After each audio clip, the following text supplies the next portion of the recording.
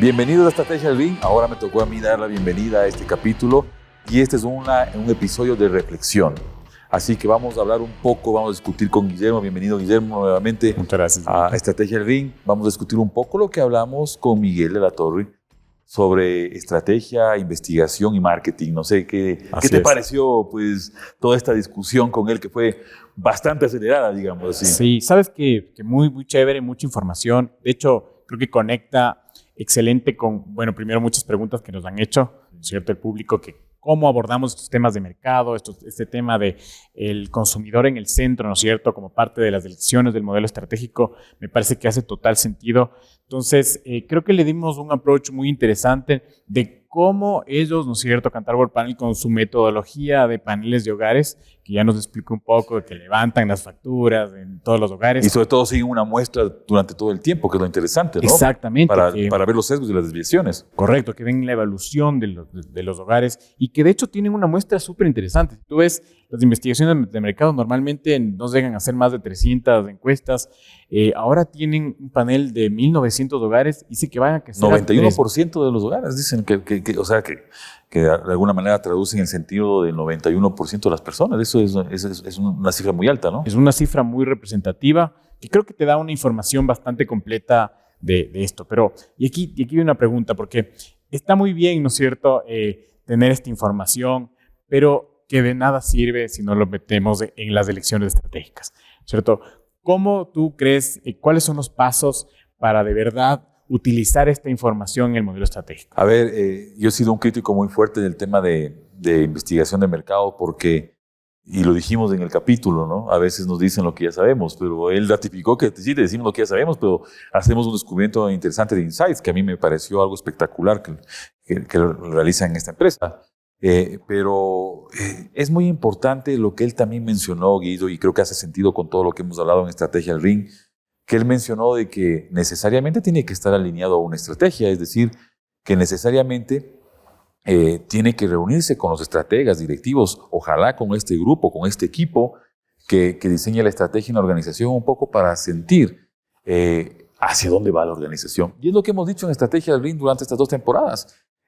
Uno puede engancharse con las modas, uno puede engancharse con lo que le oye al vecino, ¿no es cierto?, con lo que le oye a la otra empresa, o lo que también hemos dicho, ¿no es cierto? Aquí hay que tener cuidado con varios personajes, digamos, que en el mundo empresarial, y uno de los personajes que hay que tener más en cuenta, con cuidado, por supuesto, es el tema de la competencia, porque a lo mejor la competencia hace lo mismo que nosotros en el producto, hace este mismo vaso o esta misma mesa, pero no necesariamente sus elecciones estratégicas en experiencia del cliente, en tribus, en actividades claves, en partners son las mismas. Y yo puedo tomar otro camino, ¿no? Entonces, a veces la competencia y a veces hasta el mismo cliente son malos consejeros desde el punto de vista que nos dicen cosas porque no necesariamente son una tendencia o porque no necesariamente van a estar en el futuro, sino porque son una moda, ¿no? Y a veces caemos en esto. Cuando pasa esto de que caemos en muchas modas en la organización, significa que no hay estrategia. Y aquí, incluso Adrián Molina lo dijo, todos vendemos arroz. Sí.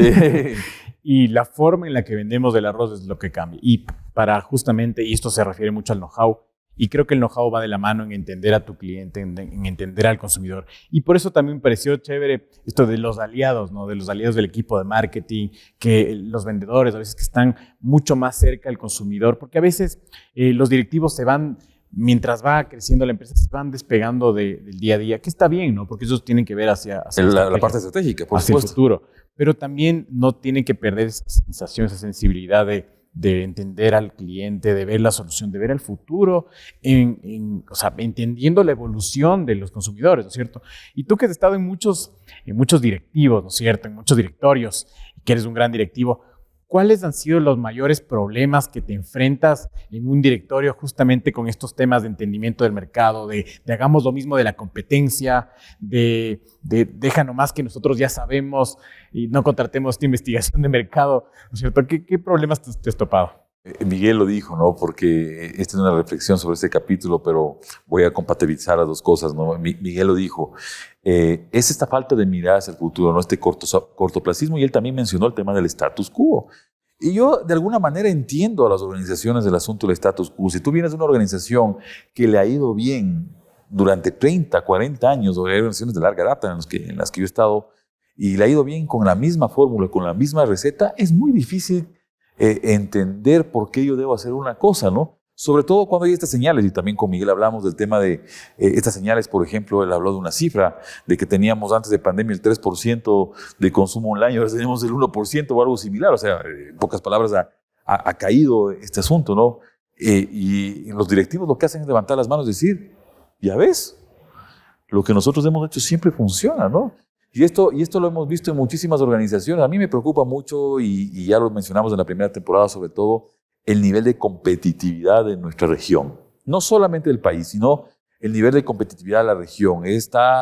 La mayoría de regiones están sobre los puestos 50 de competitividad, y hay países asiáticos que antes no eran nada y que ahora son súper competitivos porque han logrado olfatear estas señales importantes, reales del contexto, y las han logrado olfatear y han logrado escribir ese futuro, ¿no? O diseñar ese futuro. No significa que no te vas a equivocar, no significa que tengamos la bola de cristal, como lo hemos dicho.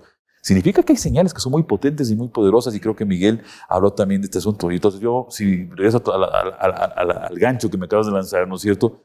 Yo digo, oye, el cortoplacismo, siempre lo hemos hecho así, el por qué tenemos que cambiar, que durante generaciones hemos estado en esto, pero el futuro ya tiene otros insights. Utilizando el término que utilizó Miguel de la Torre, el mundo tiene otras señales.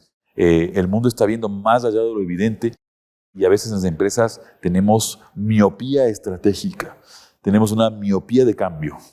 ¿Y qué estrategia usas para llevar a estos miopes estratégicos a que tomen las decisiones? Es muy difícil, yo siempre diré esto. Es más, me ha pasado en ciertas ocasiones que hemos tenido que abandonar a los equipos directivos porque simplemente no tiene razón que esté un estratega, ¿no es cierto? O alguien que asesore estratégicamente en un equipo que piensa en el día. Y esta es una crítica incluso para los estrategas, para nosotros, porque de alguna manera a veces no sabemos explicar bien este asunto, ¿no? Todo depende mucho de la cultura, y regresamos al tema de la cultura. Si tú tienes una cultura con unos directivos que están pensando en construir un cambio, en el diseño de cambio, estuve me pareció fabuloso, con un danés el fin de semana online, por supuesto, y que hablaba sobre el tema de la transformación digital, y decía, ¿a quién les ha dicho a ustedes que la transformación digital es digitalizar, pasar de análogo a digital, o montar la misma empresa sobre una plataforma digital? Y lo decía tan enfáticamente que no es común en los daneses. Los daneses generalmente son personas así más calmadas que, digamos, que el promedio de los latinoamericanos. Y este tipo, claro, el típico vikingo, ¿no es cierto? Se puso hasta colorado cuando dijo esto. ¿Quién les ha dicho a ustedes que hacer una estrategia digital, o más bien dicho, hacer una transformación digital, es montar la misma empresa puerca, en pocas palabras, ¿no es cierto?, que tienes sobre una plataforma digital? Y él decía, realmente la transformación digital se refiere a transformar, y transformar no es mejora continua, transformar es cambiar todo, desde el modelo estratégico, las elecciones estratégicas, la cultura organizacional y la gestión del cambio. Y esto yo lo traslado a lo que tú acabas de decir en este momento. Es difícil, ¿no es cierto? Y es una culpa también a lo mejor de los que hacemos estrategia, tratar de vender este asunto cuando no existe esa transformación cultural. Es decir, oye, quiero abrir los oídos y los ojos a nuevas cosas, y me voy a dejar asesorar, y voy a tener un poquitín de paciencia, porque uno de los grandes problemas es que quieres monetizar cualquier tipo de cambio inmediatamente, y Miguel de la Torre también lo dijo. Y esto me parece crucial, porque suele suceder, por ejemplo, incluso en temas más tácticos como el marketing digital. Entonces, que terminas haciendo publicidad online, porque tampoco y él lo dijo. Y él dijo, no hay ninguna organización en el Ecuador que realmente haga marketing digital, como debería hacerse, ¿no? Sí, falta muchísimo por trabajar en los e-commerce. Y lo que yo también mencionaba, que mira, tuvimos este crecimiento del 3%, fue por necesidad, pero no te quedaste ahí porque no fue suficientemente buena la experiencia, porque incluso a veces te cuesta más, ¿no es cierto?, que ir a la tienda y verlo. Te cargan temas irracionales de logística, que son problemas que no ha solucionado la empresa, y lo que quiere simplemente es pasar al consumidor y listo. Y sientes que la empresa de alguna manera te está estafando. Yo tengo que decirlo. Esto, yo sé que es políticamente incorrecto, pero en la estrategia del Lean no tenemos política. Entonces aquí sientes que te están estafando, porque durante pandemia nadie te cobraba el envío. Entonces, ¿qué es lo que siente el consumidor? El consumidor siente, y no digo en general, porque hay algunas que no lo hacen todavía, pero el consumidor siente que mientras necesitabas, porque no había otro canal, no había otra forma de entregar los productos o los servicios, ahí sí eres amigo del consumidor. Pero ahora ya lo sienten como un tema de comodidad, entonces están cargando la logística, el paquete. El otro día compré alguna cosa así localmente y me cobraron hasta la caja en la que venía. Entonces es una cosa que tú dices, oye, este tipo no ha entendido nada. O sea, en pandemia no ha entendido nada. Y hay una segunda parte de esta discusión que es interesante ahí, y lo dijimos también, no te estás preparando para la siguiente gran crisis. O sea, no estás entrenando fuera del ring. Acuérdense que tuvimos un capítulo de inteligencia artificial fuera del ring, ¿no es cierto? En el curso de entrenamiento, podemos decir así. No te sigues entrenando porque nadie nos garantiza que no vaya a haber una siguiente gran crisis por lo que sea y no estás entrenando. Entonces, ¿qué ibas a decir ahí? Ahora ya no te cobro. Entonces, no entendemos, un poco regresando a lo de Miguel de la Torre, no entendemos que toda esta información es el sentimiento, no solamente la creencia, sino el sentimiento y lo que realmente quiere el consumidor. Y que él topó mucho el tema de los cisnes negros, ¿no? Dice, oye, eso nos destrozó, y nos destrozó a todos porque nadie esperaba, pero dice, oye, eso marcó un hito también para empezar a pensar que eso puede volver a suceder. O sea, quizás no de la misma magnitud ni de la misma forma, pero se pueden dar estos cisnes negros que nunca los vemos, que como tú dijiste, el crecimiento a veces es lineal y, oye, mira lo que pasó en el pasado y es una continuidad hacia el futuro y chao. Pero hay muchas cosas que se tienen que topar, ¿no es cierto? Y aquí va la pregunta, tú, ¿cómo de alguna forma ves que las empresas pueden prepararse para el futuro, para ser más predictibles, ¿no es cierto? Hay la respuesta buena y la respuesta no tan buena. La respuesta buena es, oye, comienza a salirte un poco de tus esquemas mentales directivos, de tus esquemas mentales, de esta estructura cerrada, de esta forma de pensamiento limitado y haz un piloto, haz un ejercicio práctico, a lo mejor sobre algo que no sea tan trascendente, pero comienza a generar una cultura de cambio de pensamiento en algo distinto. Y esto es difícil cuando no existe la cultura, por supuesto, cuando hay un directivo, un jefe con el látigo atrás, no diciendo yo digo lo que se hace en esta compañía y todo lo demás está errado. Cuando no existe, las personas no se van de la compañía por el sueldo o por la paga, se van de sus jefes, de látigo, ¿no? Hoy en la mañana tenía una persona sentada en mi oficina que me decía, oiga, en esta organización me he sentido realmente tratado como persona y como ser humano, ¿no? Y eso es importante. Pero hay muchos directivos o jefes que dicen, no, a mí me interesas por lo que produces, me interesas por lo que me haces ganar, me interesas por lo que me quedas. Entonces yo creo que hay que darle una vuelta un poco a la tortilla y creo que ese es el primer paso de entender un poco cómo va a ser el futuro. Yo en esto es discutible y les invitamos a ustedes a subirse al ring con nosotros y preguntarnos sobre esto, pero con el avance tan estrepitoso de la inteligencia artificial, que lo hablamos en ese curso fuera de este capítulo, con el avance estrepitoso de la inteligencia artificial, ¿no será que los seres humanos vamos a quedar relegados a un segundo plano, como lo dijimos? ¿Y no será que la inteligencia artificial con sus algoritmos comienza a tomar mejores decisiones que las nuestras? O comienza a predecir mejor el futuro. Yo creo que sí. Esto es discutible, como les dije. Hay gente que dice, oye, estás loco, porque no puede nada reemplazar al ser humano, y yo comienzo ya a ver esto presente, ¿no? Y nosotros hemos hablado mucho que el centro son las personas, ¿no? Pero hay que hacer un ejercicio de pensar en algo más allá de lo que estamos pensando. Así es. Y es que yo he visto, por ejemplo, visiones en las que el gerente general quiere que su empresa tenga todo manual y que sea fácil el cambio de personas. O sea, la rotación ya no te afecte en nada.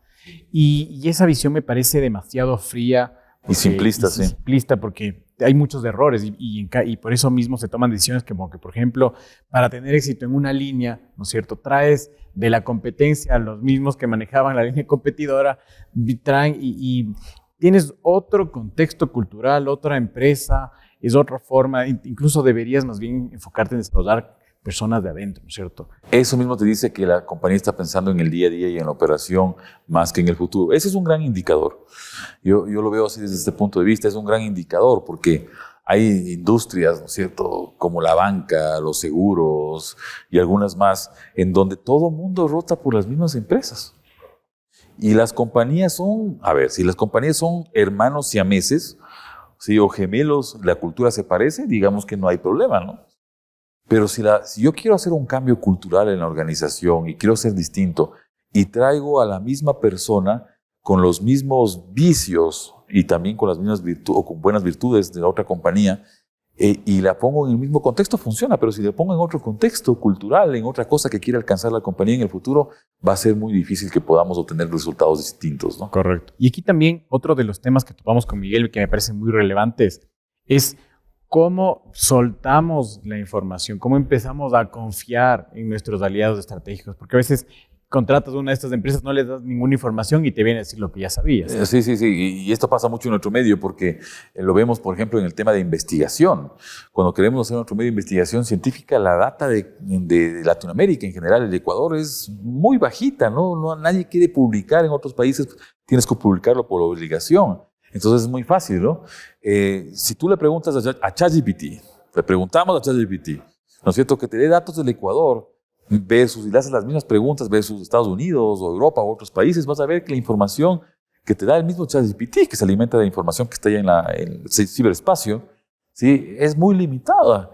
Y en Latinoamérica es muy limitada porque pensamos que esa información es nuestra, que no se tiene que compartir, que tiene que estar en una caja fuerte y que si no me van a copiar. No, cojan la información, pónganla en ChatGPT y van a ver que tienen millones de entradas ahí, ¿no es cierto? Y no tengo por qué estar ocultando cosas que parecen inverosímiles en un mundo que se maneja ya a una velocidad impresionante y absolutamente conectado. Entonces, yo creo que son cosas que tenemos que aprender a soltar, porque ¿cómo me va a entender la organización en la que maneja Miguel de la Torre si es que no le doy unos insights, no le doy una información de lo que yo he hecho? O de lo que tengo, resultados cuantitativos y también cualitativos, como él mismo dijo, ¿no? Así es, correcto. Y también me pareció interesante, por ejemplo, las proyecciones que tienen para atender el mercado justamente de Ecuador, que vemos que vivimos en una realidad donde hay muchísimos emprendimientos y la única forma de ser diferencial, de saber qué hacemos con el arroz, es de entender al consumidor, es de entender a los mercados. Entonces, me parece clave que este servicio ya sea cada vez más accesible, porque yo lo he contratado y no es barato, él mismo lo dijo. Lo sabemos perfectamente y no es accesible. Y si tomamos en cuenta que en el Ecuador, como en toda América Latina, amigos de toda América Latina que nos ven y nos escriben, nosotros somos países de emprendimiento. Somos países de empresas familiares, somos países que comienzan con el negocito y después el negocito va cogiendo forma, va cogiendo un proceso al menos, ¿no? Un producto mínimo viable, si vamos al modelo Lean y cosas de estas. Si somos países de emprendedores, hay que tener acceso a esto de alguna manera. Él mencionó mucho, pregúntenle a Google, y lo hizo de forma irónica porque dijo, oye, ya el coordinador de marketing está cansado de preguntarle a Google, ahora ChatGPT, ¿no es cierto?, sobre qué estrategias son las mejores que funcionan para mi producto, para mi servicio, ¿no? Pero la realidad es de que hay que tener productos accesibles porque si crece la economía de un país, de una región, ojalá Latinoamérica completa, si crece la economía hay bienestar y por lo tanto hay dinero, hay recursos para reinvertirlos en nuevas estrategias, en nuevas tecnologías, en nuevas herramientas. Me parece interesante también esto que dijo Miguel, que Kantar Workpanel está haciendo inversiones, ¿no es cierto?, hacia tecnología, entendiendo el tema de Big Data, que incluso ya están teniendo plataformas para hacer seguimiento en tiempo real, porque de alguna forma tú ves los datos y es algo que ya pasó, es el reflejo de la historia, ¿no? Y que ahora tienes información en tiempo real te ayuda a tener mejores decisiones y que no solo eso, sino también te ayuda con el tema de insights, que creo que son muy valiosos porque de alguna forma tú dices, oye, ahora con las herramientas digitales puedo tener ya todos los datos, la información, pero te falta la ayuda o la guía para entender los insights y entender al consumidor. Y ratifica un tema que hemos insistido porque creo que es fundamental. Y con este danés que te dije que estuvimos el fin de semana, que me he reído un montón, la primera vez que me he reído tanto con un danés, ¿no es cierto? Pero nos hemos reído un montón porque él hizo referencia muchísimo a lo que tú acabas de decir este momento, que es la velocidad, el tiempo real. Y yo creo que es uno de los factores más importantes. Acuérdate, valores igual a desempeño sobre costo por velocidad, entendida por aceleración. Y él hablaba más de la aceleración porque decía, bueno, todos podemos ser veloces en el mundo de la tecnología para cohetes. Todos podemos ser veloces, pero alguien tiene que aplastar más el pie en el acelerador y acelerar más de lo que hacen otros, porque resulta ser que la velocidad es un factor crítico para poder estar en consonancia, en ritmo con el mercado. Y esto a mí me quita el sueño. Yo tengo que reconocerlo, tomo las palabras que tú dices tú, que dijiste tú, las que dijo también Miguel, pero a mí me quita el sueño porque siento que a veces los datos, los insights que puede dar una compañía como la que hemos conversado ahora, ¿sí? Y que le puede llegar, a lo mejor los agarra la compañía y los mete en un congelador. Y hay un tema que se llama momentum. Sí, y el momentum significa el ímpetu, el aprovechamiento de esa información para ganar una ventaja, para aprovechar una oportunidad. Y si yo tomo estos insights ya pagados y que cuestan, que hemos dicho, ¿no es cierto? Y digo, esperemos un momento. La conocida y típica frase, ¿no? Esperemos. Lo que dijo, no tenemos las capabilities. No tenemos las capabilities, no tenemos las posibilidades. Pero ahí la pregunta es clave, ¿no? ¿Qué es primero? Buscar las capabilities a través de aliados estratégicos que me puedan ayudar en el menor tiempo posible o desperdiciar la oportunidad, el momentum para poder aprovechar. Y a veces estos momentos se desperdician porque no tenemos marcado el mapa con los hitos que hemos hablado. Porque no somos capaces de ver hacia el futuro y marcar esos grandes hitos y decir, no, esto coincide con lo que estoy pensando. Tengo como comenzarlo a construir ahora y rápido, porque a lo mejor ese insight que me da Kantar, a lo mejor ese insight que ya después de, no sé, de 6 meses, ya no sirve. Ya no es válido porque cambió el contexto, cambió el mercado, cambió la política, cambió la generación y a los nuevos centennials y alfas ya no les interesa. Y qué importante tener justamente la data, no solo tener la data en tiempo real, sino también tener este entendimiento del consumidor en tiempo real. Y creo que para eso sirven justamente este tipo de empresas como Kantar Overpanel. Hay muchas más, ¿cierto? Pero creo que es importante, y él lo dijo también, go to the base, o sea, ir a las bases. Y a veces, claro, llego con empresarios que están todavía 10 años en el pasado. Entonces, primero hacerle entender qué es lo que se está, o sea, con las 4 P's, dijo, vamos a entender, ¿no es cierto?, tu empresa, a ver esto, y ahí sí caminamos el futuro, porque creo que es la forma de llevarlo. Y hay una frase ahí, un poco ya para ir cerrando, ¿no es cierto?, este capítulo de reflexión que hemos tenido ahora en Estrategia Ring, pero hay una frase que a mí me mueve mucho y la tengo grabada en mis dispositivos tecnológicos y sobre todo la tengo grabada en mi mente. En los últimos 15 años, estamos hablando del 2007 para acá, del 2008 para acá, del 2009 para acá. Sí, el 2007 fue un año de muchísimos cambios, de la aparición del iPhone, el crecimiento de la inteligencia artificial con Watson, todo lo que tiene que ver con la posibilidad de almacenar más cantidad de datos en la nube. El 2007 fue Change.org. El 2007, la secuenciación del ADN y su baja dramática en costos. El 2007 fue un año muy interesante. Digamos que el 2007 hasta acá, no han pasado muchos años, la tecnología cambió, o el mundo cambió más que la tecnología, porque la tecnología sin estrategia es un juguete. El mundo cambió mucho más que los 200 años anteriores. Cambió totalmente más que los 200 años anteriores. Y yo completo esa frase con algo que oí este fin de semana también, que dice, y en los siguientes años, toda la tecnología que estamos viendo actualmente ya no va a existir porque va a ser reemplazada por otra. En los siguientes 5, es decir, mañana, mañana, ¿no es cierto? Pasado mañana. Esperemos que, yo creo que sí, si todo marcha bien, ¿no es cierto? Que todos veamos este asunto, pero en 5 años va a cambiar totalmente y nosotros seguimos pensando en la receta de los años 70, en la receta de los años 80, en el cliente es el rey, en los temas de servicio al cliente básicos, en temas de no te metas con los aliados porque te van a copiar o tu propuesta de valor siempre va a ser de precio. Cosas de estas que seguimos viendo repetidamente. No es porque sea algo, estimados amigos que nos ven y nos escuchan, no es porque sea algo que no lo vemos frecuentemente. Lo vemos frecuentemente y nos repiten frecuentemente este tipo de cosas que ya están mandadas a recoger solamente con esta frase de que en los últimos 15 años hemos cambiado más que en los últimos 200 y en los siguientes 5 ya no vamos a tener nada de lo que tenemos ahora. Es totalmente válida tu frase, me encantó. Y me gustaría cerrar con esto y lo que dijimos en el episodio de la inteligencia artificial, que es más fuerte la inteligencia colectiva que la inteligencia individual. Por eso es clave las alianzas, por eso es clave el trabajo en equipo, y lo de las capabilities igual. debe ser es igual, se aplica totalmente al trabajo. El trabajo de muchas personas es mucho más fuerte que el trabajo individual y por eso debemos apuntar hacia allá. Excelente, Dieguito. Muchísimas gracias a ti, por Guido. este increíble episodio de reflexión. Gracias también a Miguel de la Torre que nos dejó esta increíble reflexión. Gracias a todos y les invito nuevamente que dejen sus comentarios y que sigan conectados con nosotros. Un excelente día.